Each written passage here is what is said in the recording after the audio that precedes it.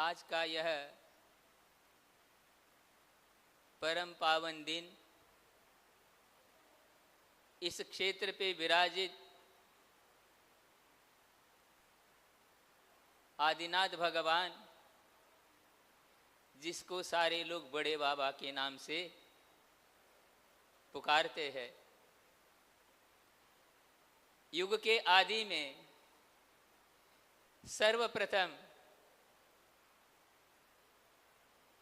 उन्होंने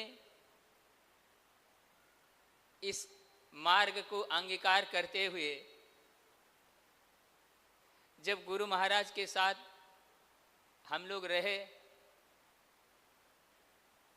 जब आचार्य महाराज जी ने कहा था कि पहले 3 काल में तो भोग भूमि थी, सर्वप्रथम आदिनाथ भगवान ने ही श्रामण्य पद को अंगीकार किया। और जितने भी तीर्थंकर होते हैं, प्रत्येक तीर्थंकर का यही संकल्प होता है, दीक्षा लेने के बाद केवल ज्ञान होने तक क्या रहते हैं? सहस्रनाम पाठ करते आप लोग, महामौनी महाध्यानी, मौन ही रहते हैं। अब प्रश्न ये है, आचार्य महाराज जी ने उस समय कहा था, भाई उसके पहले तो किसी ने दीक्षा ली नहीं थी, आदिनाथ भगवान ने सर्वप्रथम दीक्षा ली, ये स्वयंभू कहलाते हैं। आचार्य समंतभद्र महाराज जी ने 24 भगवान की स्तुति की, यहीं से प्रारंभ किया है। स्वयंभुआ भूत हिते न भूतले, इस धरती पर अब इन्होंने जो दीक्षा ली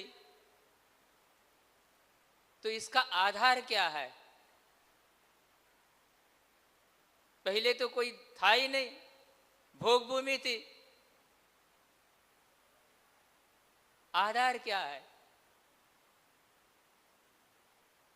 तो आचार्य महाराज जी ने कहा था, जब वृषभनाथ, भरत और बाहुबली ये तीनों भी मुनि बन करके ही सर्वार्थ सिद्धि गए थे, और सर्वार्थ सिद्धि से ही तीनों आए थे।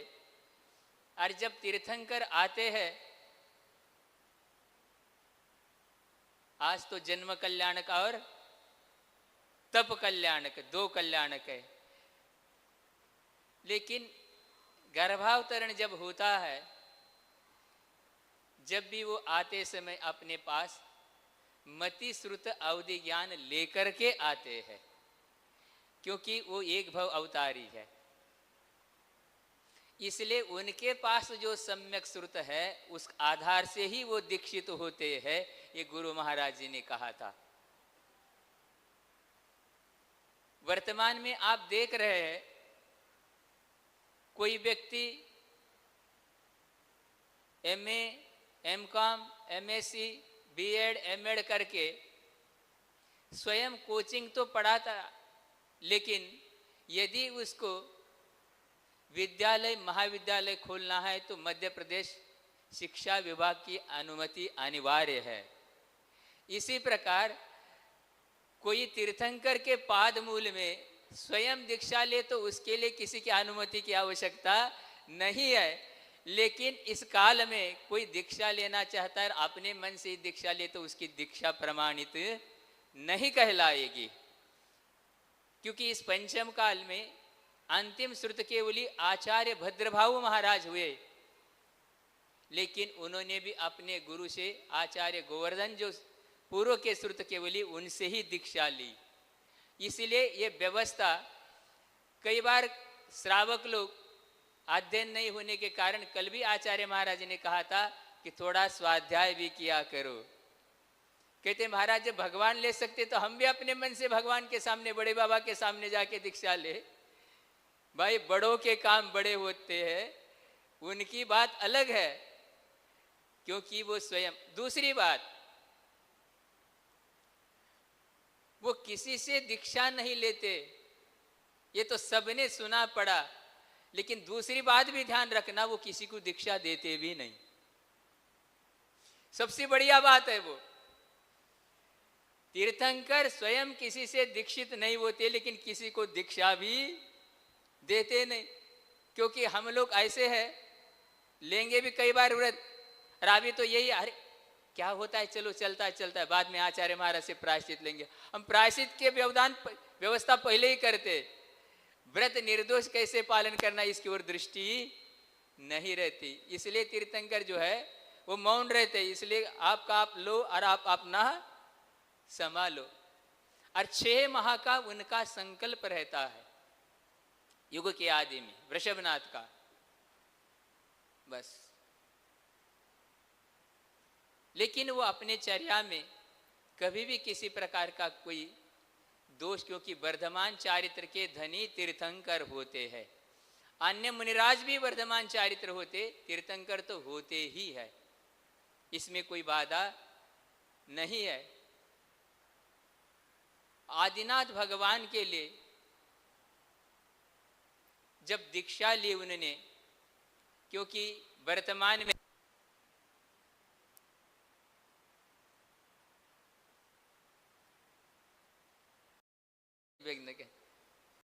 आपने 2 मिनट बोला था शुरुआत में, तो 2 मिनट के अंदर क्या 1 मिनट के भीतर ही आ गए। ठीक है, अच्छी बात।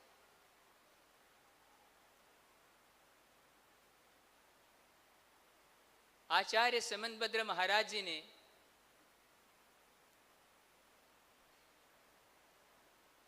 मुमुक्षुरिक्ष्वा कुकुलादिरात्मवान प्रभु प्रवब्राज सहिष्णुरच्युत, अपने ग्रहित व्रत से वो विचलित होने वाले नहीं थे।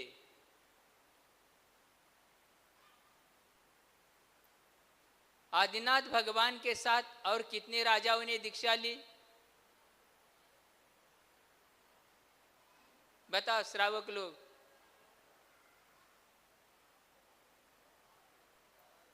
4000। बाद में क्या हो गया? चैत्र कृष्णा नवमी, बाद में क्या हुआ?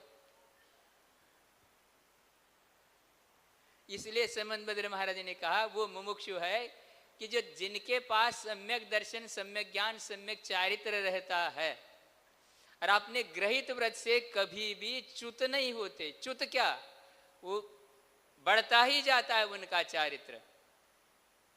लेकिन बाकी के जो दीक्षित हो गए थे, तीर्थंकर तो मौन है। अब उनने देखा, वो तो बैठ गए।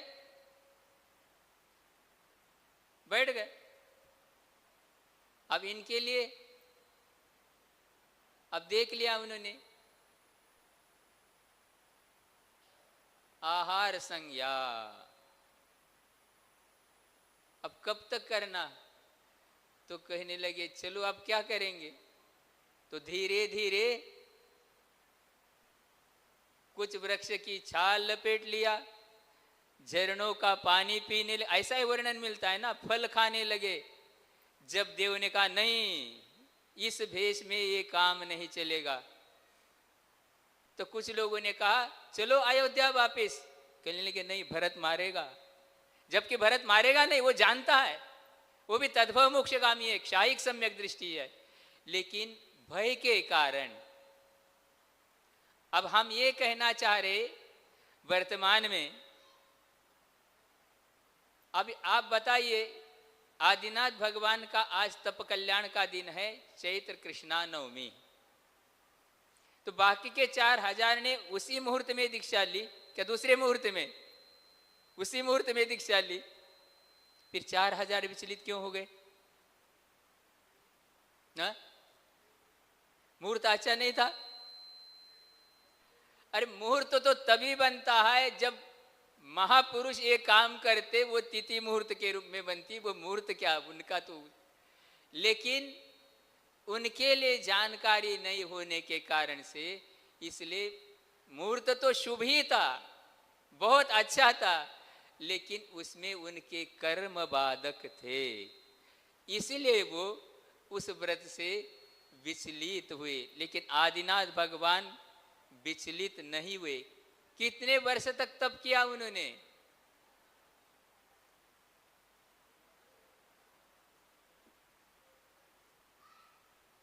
बड़े बाबा को भी लगभग मेरे विचार से इतने वर्ष हो गए यहाँ पर कुंडलपुर आकर के, उससे भी ज्यादा 1600 वर्ष।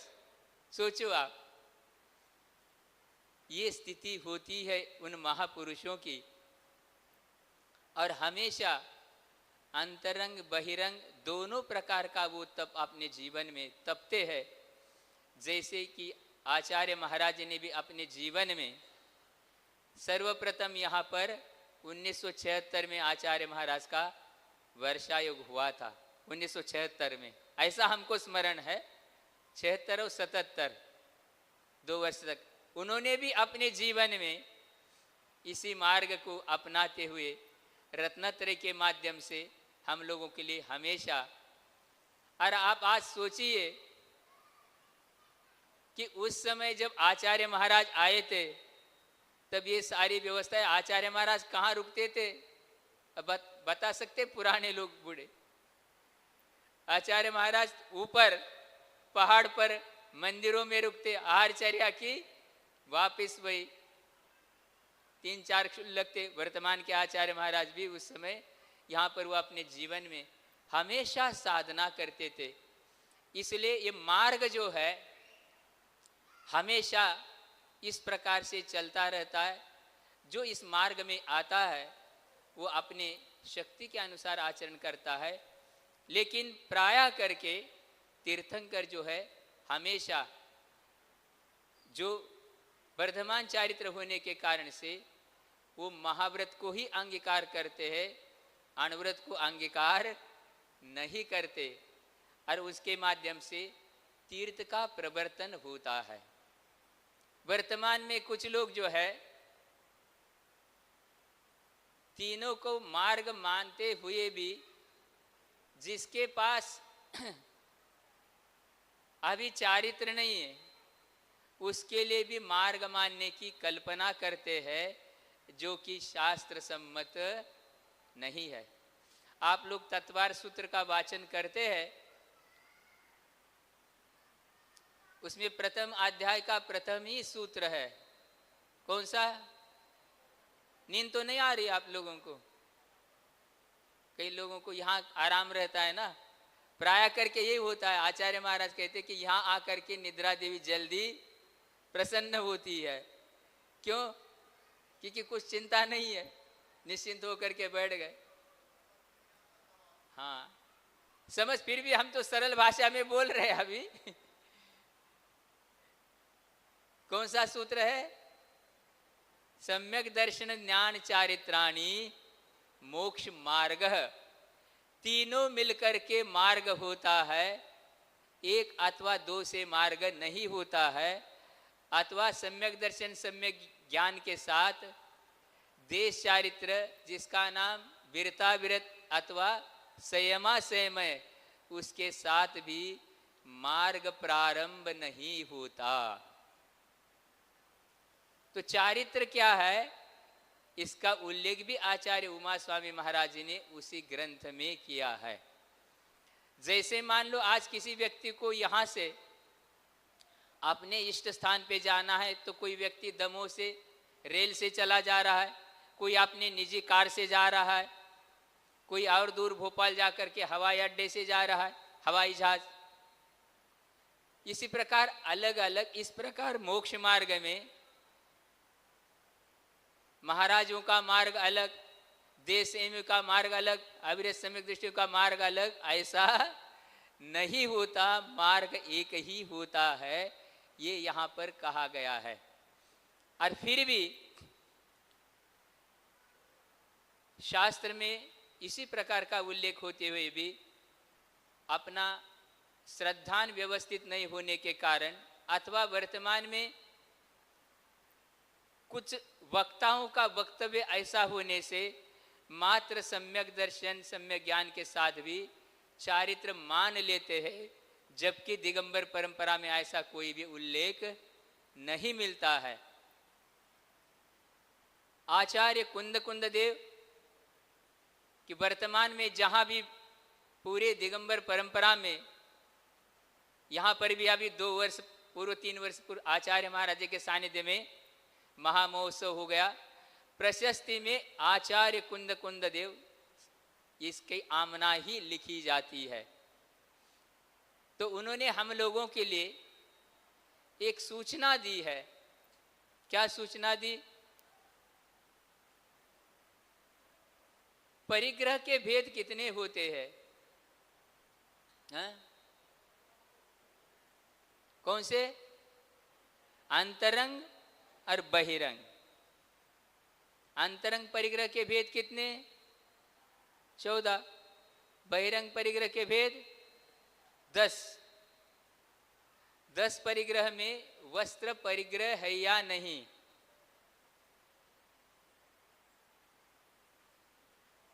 बोलो।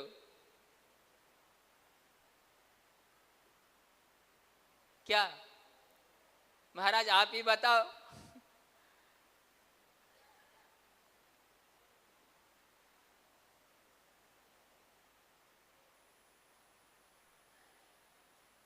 परिग्रह है नहीं है? वस्त्र भी परिग्रह है। आचार्य महाराज जब हम लोगों के लिए अमरकंटक चातुर्मास में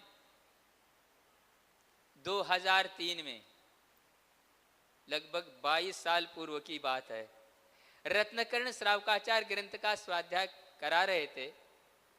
उस समय आचार्य महाराज जी ने, ध्यान से सुनना आप लोग, जो भी कुछ बातें हैं अपन व्यवस्थित ध्यान से सुनो।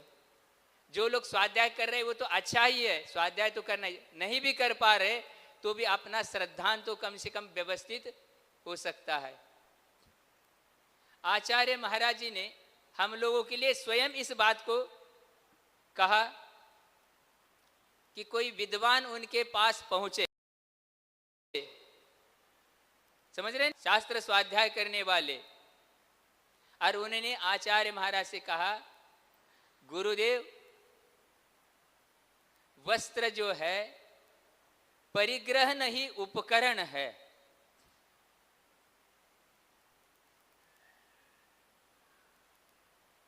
आज भगवान युग की आदि में वृषभनाथ का तप कल्याणक है, शासन वर्धमान स्वामी का है, लेकिन जैसे वृषभनाथ की परंपरा वैसे ही वर्धमान स्वामी के, उसमें कोई तिल तुष मात्र भी अंतर नहीं है। अब देखो, इसलिए आज श्रुत केवली नहीं, अंग पूर्व के धारक नहीं, लेकिन फिर भी यथार्थ रत्नत्रय के धारण करने वाले आचार्य उपाध्याय साधु तो होते हैं। तो गुरुदेव ने क्या उत्तर दिया होगा? सुन रहे? आचार्य महाराज जी ने, उन्होंने कहा, आचार्य श्री आपने जो यहां रखा है ये क्या है? इसको क्या बोलते हैं आप लोग? आचार। तब गुरुदेव ने उन विद्वान को कहा, हाँ ठीक है, जिनवाने की सुरक्षा के लिए जो आप आचार का उपयोग कर रहे हैं ये तो उपकरण है, लेकिन बताइए क्या पहनने की साड़ी उपकरण है? इसी का नाम अनेकांत है। समझ रहे ना? जिनवाने की सुरक्षा के लिए आचार, राजस्थान में इसको पलासना बोलते हैं। राजस्थान में भी गुरुदेव महाराज जी ने हमको भेजा था, और कुंडलपुर महोत्सव में राजस्थान से ही आए थे हम। तो विद्वान क्या बोलते? अब आचार्य श्री ने, देखो ये आचार्यों की महानता होती है, व्यक्ति कोई भी कैसा भी प्रश्न कर सकता है, लेकिन आचार्य महाराज प्रसन्नता से उनको सुनते हैं और व्यवस्थित उत्तर देते हैं। जब उन्होंने कहा ये तो उपकरण के रूप में शास्त्र की सुरक्षा के लिए, लेकिन बताइए क्या पहनने की साड़ी उपकरण है? वो किसके अंतर्गत आएगा? परिग्रह के अंतर्गत ही आएगा। और फिर भी यदि कोई वीतरागता की उपासना करते हुए भी वस्त्र के साथ मार्ग मानेगा, तो आचार्य कुंद देव हम लोगों के लिए बता रहे हैं। और ये भी योग कैसा संयोग है। अष्टपाहुड़ गुरुदेव ने हम लोगों को 1993 में रामटेक में पढ़ाया था। उस समय हम ब्रह्मचारी थे। सूत्र पाहुड़ में एक गाथा आती है, वो भी 10वें क्रमांक की ही है। बाह्य परिग्रह के भेद कितने हैं? 10। गाथा भी 10वें ही क्रमांक की है। निच्चेल पानिपत्तम वयिट्टम जिनवरन परिंदेहिम एको ही मोक्कमग्गो शेषाय उमग्गया सव्वे। निच्चेल पानिपत्तम वयिट्टम परम जिनवरिंदेहिम। निश्चल मतलब जो वीतराग मुद्रा, और पानी पात्र में जहां आहार किया जाता है, एक ही मार्ग है, बाकी के सारे अमार्ग है।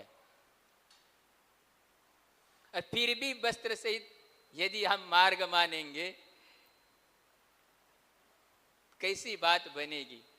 सोचो आप। अब यहां पर हमको ये भी सावधानी रखना है कि फिर क्या देश से में अविरत सम्यक दृष्टि अमार्गी है? गाथा तो यही कह रही है। इसलिए गुरुदेव हम लोगों को ये कहते थे, समया विरोधेन। वर्तमान के आचार्य कौन है? आचार्य समय सागर जी महाराज। समय का अर्थ आत्मा भी होता है, समय का अर्थ शास्त्र भी होता है।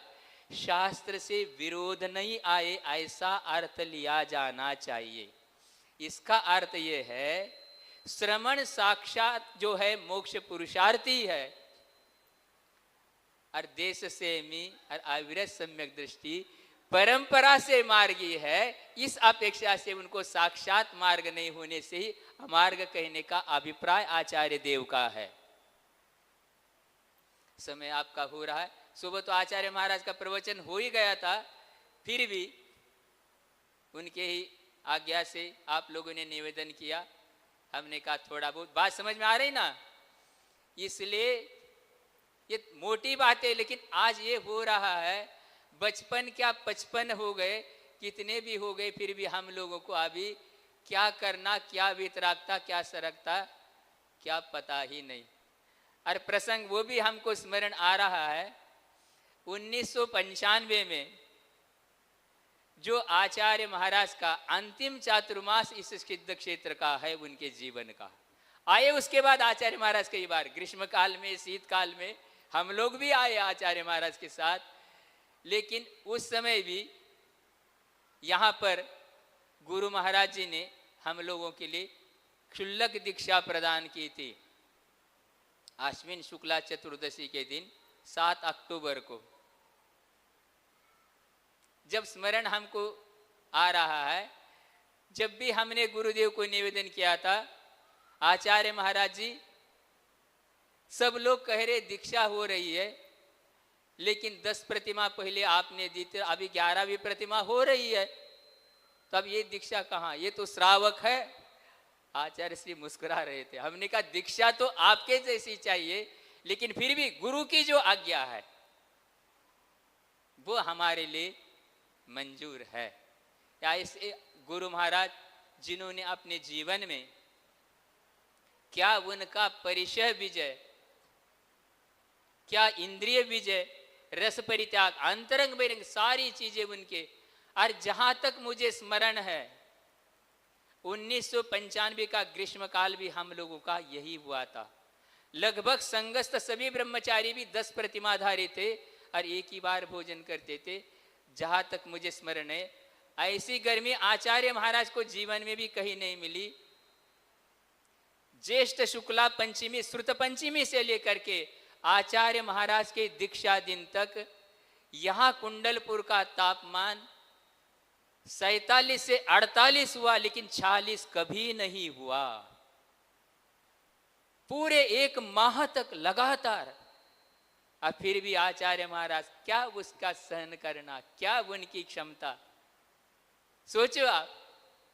और अभी क्या स्थिति है, श्रोतागण तो प्रवचन सुनते सुनते भी सुन रहे ना, सुनो अभी आपस में आप वार्तालाप कर रहे, तुरंत महाराज गर्मी, लेकिन पिछले वर्ष इतने गर्मी का अनुभव नहीं हुआ। पिछले वर्ष भी आचार्य महाराज की वर्तमान के यही ग्रीष्म काल हुआ। 1 या 2 दिन केवल 44-45 हुआ था, बाकी 43 के ऊपर कभी तापमान नहीं हुआ। वो जो प्रखर आचार्य ने जो किया है, और जब 2001 में भी हम लोग ग्रीष्म काल में वहां पर बवोरीबंद में थे, मध्याह्न में 12 से 2:30 बजे तक मध्याह्न की सामायिक आचार्य महाराज खड्गासन से करते थे। सोचो आप, 2.5 घंटे तक पूरे गर्मी में, जो उन्होंने सब लोगों ने आपने देखा है। ऐसे ही आदिनाथ भगवान ने युग के आदि में ऐसी तपस्या करते हुए 1000 वर्ष तक उन्हें तप किया। अब कोई सोचे आदिनाथ भगवान को 1000 वर्ष लगे केवल ज्ञान होने में, बाहुबली को 1 साल, और भरत चक्रवर्ती को, तो अब क्या किया जाएगा? इसमें क्या कहा जाएगा? उनके कर्म इस प्रकार के इतने हैं, क्योंकि उनका भी वर्धमान चारित्र है। इसका कोई तपस्या में कमी रही, कोई कितने दिन तक भी उनके लिए आलाप हो रहा है, फिर भी उनके लिए मौन, कोई किसी प्रकार का विकल्प नहीं है।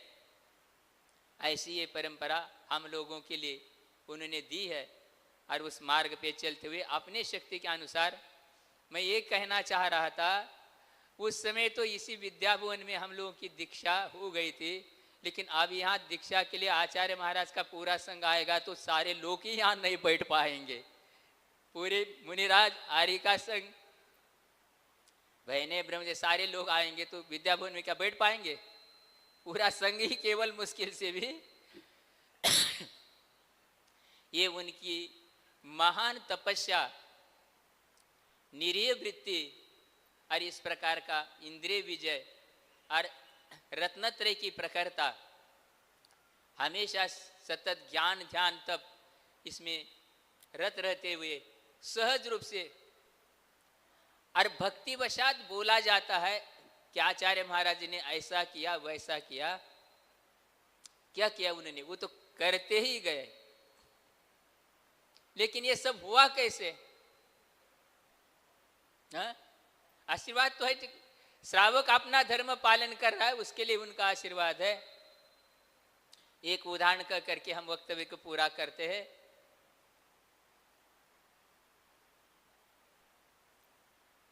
जंगल भी है यहाँ पर, वन घना नहीं है पर, लेकिन जहां भी घना जंगल होता है, उन्होंने अपने जीवन में यही किया। धन्य ऐसे गुरुदेव, धन्य है आचार्य गुरु ज्ञान सागर जी महाराज, और उसी मार्ग पे चलते हुए वर्तमान के आचार्य महाराज भी हम लोगों के लिए उसी प्रकार वो मार्ग पर चलते हुए सब लोगों के लिए उपदेश दे रहे। हम लोग इस मार्ग का अनुकरण करते हुए अपने शक्ति के अनुसार व्रत नियम संयम लेकर के अपने जीवन में एक दिन हम भी सब लोग शाश्वत सुख को प्राप्त करें, इसी भावना के साथ बोलो महावीर भगवान की। बुद्धि समाधि परिणाम शुद्धि स्वात्मोपलब्धि स्वसौ की सिद्धि चिंतामणिम चिंतित वस्तुदानी त्वामंदमानस। नमस्ते महाराज जी, नमस्ते नमस्ते। जम्मा लेना जीवा तरंति संसार सायरमनंतम तम सव जीव शरणम नंद दुजिन शासनम स्वैरम। बोलो देवादेव श्री आदिनाथ भगवान की जय। परम पूज्य गुरुवराचार्य श्री विद्यासागर जी महाराज की जय। परम पूज्य आचार्य श्री समय सागर जी महाराज की जय। ज्येष्ठ मुनिराज विनीत सागर जी महाराज की, समस्त मुनि संघ की, चतुर्विध संघ की। हे स्वामी जी नमोस्तु नमोस्तु नमोस्तु। आज का यह परम पावन दिन इस क्षेत्र पे विराजित आदिनाथ भगवान, जिसको सारे लोग बड़े बाबा के नाम से पुकारते हैं, युग के आदि में सर्वप्रथम उन्होंने इस मार्ग को अंगीकार करते हुए जब गुरु महाराज के साथ हम लोग रहे, जब आचार्य महाराज जी ने कहा था कि पहले 3 काल में तो भोग भूमि थी, सर्वप्रथम आदिनाथ भगवान ने ही श्रामण्य पद को अंगीकार किया। और जितने भी तीर्थंकर होते हैं, प्रत्येक तीर्थंकर का यही संकल्प होता है, दीक्षा लेने के बाद केवल ज्ञान होने तक क्या रहते हैं? सहस्रनाम पाठ करते आप लोग, महामौनी महाध्यानी, मौन ही रहते हैं। अब प्रश्न ये है, आचार्य महाराज ने उस समय कहा था भाई उसके पहले तो किसी ने दीक्षा ली नहीं थी, आदिनाथ भगवान ने सर्वप्रथम दीक्षा ली, ये स्वयंभू कहलाते हैं। आचार्य समंत भद्र महाराज जी ने 24 भगवान की स्तुति की, यहीं से प्रारंभ किया है। स्वयंभुआ भूत ही तेन भूतले, इस धरती पर अब इन्होंने जो दीक्षा ली तो इसका आधार क्या है? पहले तो कोई था ही नहीं, भोग भूमि थी, आधार क्या है? तो आचार्य महाराज जी ने कहा था कि वृषभनाग, भरत और बाहुबली, ये तीनों भी मुनि बन करके ही सर्वार्थ सिद्धि गए थे, और सर्वार्थ सिद्धि से ही तीनों आए थे। और जब तीर्थंकर आते हैं, आज तो जन्म कल्याणक और तप कल्याणक, 2 कल्याणक है, लेकिन गर्भावतरण जब होता है, जब भी वो आते समय अपने पास मति श्रुत अवधि ज्ञान लेकर के आते हैं, क्योंकि वो एक भव अवतारी है, इसलिए उनके पास जो सम्यक श्रुत है उस आधार से ही वो दीक्षित होते हैं, ये गुरु महाराज जी ने कहा था। वर्तमान में आप देख रहे हैं, कोई व्यक्ति MA, MCOM, MSc, B.Ed, M.Ed करके स्वयं कोचिंग तो पढ़ाता, लेकिन यदि उसको विद्यालय महाविद्यालय खोलना है तो मध्य प्रदेश शिक्षा विभाग की अनुमति अनिवार्य है। इसी प्रकार कोई तीर्थंकर के पाद मूल में स्वयं दीक्षा ले तो उसके लिए किसी की अनुमति की आवश्यकता नहीं है, लेकिन इस काल में कोई दीक्षा लेना चाहता है, अपने मन से दीक्षा ले तो उसकी दीक्षा प्रमाणित नहीं कहलाएगी, क्योंकि इस पंचम काल में अंतिम श्रुत केवली आचार्य भद्रभाऊ महाराज हुए, लेकिन उन्होंने भी अपने गुरु से आचार्य गोवर्धन जो पूर्व के श्रुत केवली, उनसे ही दीक्षा ली। इसलिए ये व्यवस्था, कई बार श्रावक लोग अध्ययन नहीं होने के कारण, कल भी आचार्य महाराज ने कहा था कि थोड़ा स्वाध्याय भी किया करो। कहते महाराज जब भगवान ले सकते तो हम भी अपने मन से भगवान के सामने, बड़े बाबा के सामने जाके दीक्षा ले। भाई बड़ों के काम बड़े होते हैं, उनकी बात अलग है, क्योंकि वो स्वयं। दूसरी बात, वो किसी से दीक्षा नहीं लेते, ये तो सबने सुना पड़ा, लेकिन दूसरी बात भी ध्यान रखना, वो किसी को दीक्षा देते भी नहीं। सबसे बढ़िया बात है वो, तीर्थंकर स्वयं किसी से दीक्षित नहीं होते, लेकिन किसी को दीक्षा भी देते नहीं, क्योंकि हम लोग ऐसे हैं, लेंगे भी कई बार व्रत, और अभी तो यही, अरे क्या होता है, चलो चलता है, बाद में आचार्य महाराज से प्रायश्चित लेंगे। हम प्रायश्चित के व्यवस्था पहले ही करते, व्रत निर्दोष कैसे पालन करना इसकी ओर दृष्टि नहीं रहती। इसलिए तीर्थंकर जो है वो मौन रहते, इसलिए आपका आप लो और आप अपना संभालो। और 6 माह का उनका संकल्प रहता है युग के आदि में, वृषभनाथ का। बस, लेकिन वो अपने चर्या में कभी भी किसी प्रकार का कोई दोष, क्योंकि वर्धमान चारित्र के धनी तीर्थंकर होते हैं। अन्य मुनिराज भी वर्धमान चारित्र होते, तीर्थंकर तो होते ही है, इसमें कोई बाधा नहीं है। आदिनाथ भगवान के लिए जब दीक्षा ली उन्होंने, क्योंकि वर्तमान में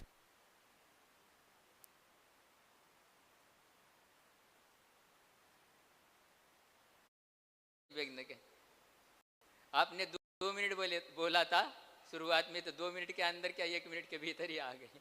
ठीक है, अच्छी बात।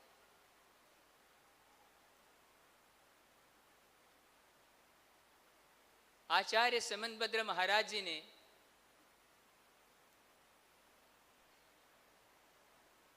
मुमुक्षुरिक्ष्वा कुकुलादिरात्मवान प्रभु प्रवव्राज्य सहिष्णुरच्युत, अपने ग्रहित व्रत से वो विचलित होने वाले नहीं थे।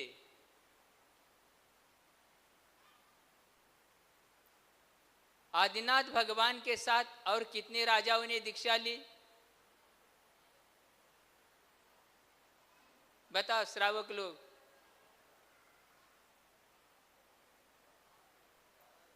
4000। बाद में क्या हो गया? चैत्र कृष्णा नवमी, बाद में क्या हुआ?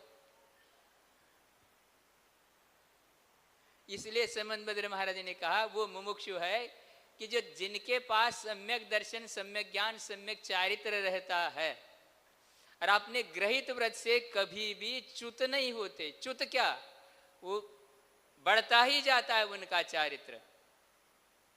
लेकिन बाकी के जो दीक्षित हो गए थे, तीर्थंकर तो मौन है। अब उनने देखा, वो तो बैठ गए।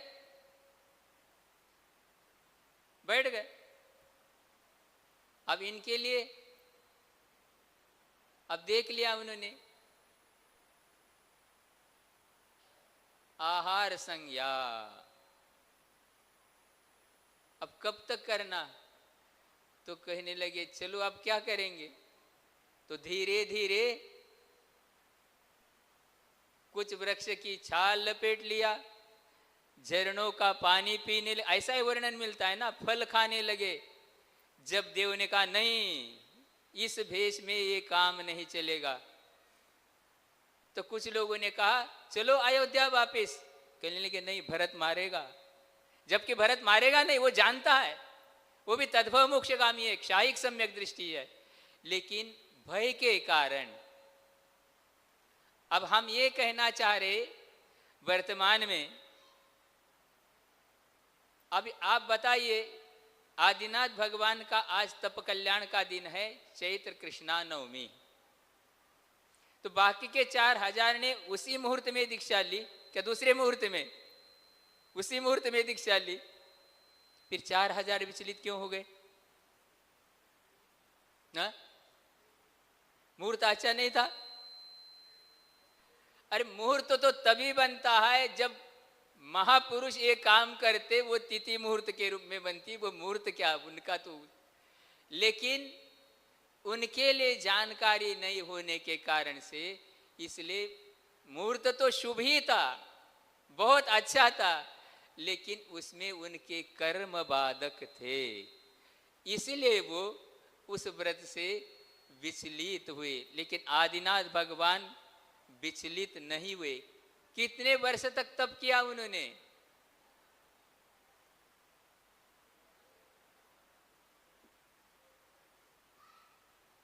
बड़े बाबा को भी लगभग मेरे विचार से इतने वर्ष हो गए यहाँ पर कुंडलपुरा करके, उससे भी ज्यादा 1600 वर्ष।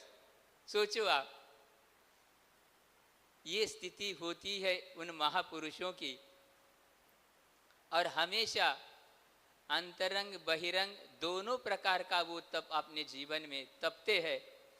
जैसे कि आचार्य महाराज ने भी अपने जीवन में सर्वप्रथम यहाँ पर 1976 में आचार्य महाराज का वर्षायोग हुआ था। 1976 में, ऐसा हमको स्मरण है। 76 और 77, 2 वर्ष तक उन्होंने भी अपने जीवन में इसी मार्ग को अपनाते हुए रत्नत्रय के माध्यम से हम लोगों के लिए हमेशा। और आप आज सोचिए कि उस समय जब आचार्य महाराज आए थे तब ये सारी व्यवस्थाएं आचार्य महाराज कहाँ रुकते थे? अब बता सकते पुराने लोग बूढ़े? आचार्य महाराज ऊपर पहाड़ पर मंदिरों में रुकते, आहारचर्या की, वापिस वही 3-4 लगते। वर्तमान के आचार्य महाराज भी उस समय यहाँ पर वो अपने जीवन में हमेशा साधना करते थे। इसलिए ये मार्ग जो है हमेशा इस प्रकार से चलता रहता है। जो इस मार्ग में आता है वो अपने शक्ति के अनुसार आचरण करता है, लेकिन प्रायः करके तीर्थंकर जो है हमेशा जो वर्धमान चारित्र होने के कारण से वो महाव्रत को ही अंगीकार करते हैं, अणुव्रत को अंगीकार नहीं करते, और उसके माध्यम से तीर्थ का प्रवर्तन होता है। वर्तमान में कुछ लोग जो है तीनों को मार्ग मानते हुए भी जिसके पास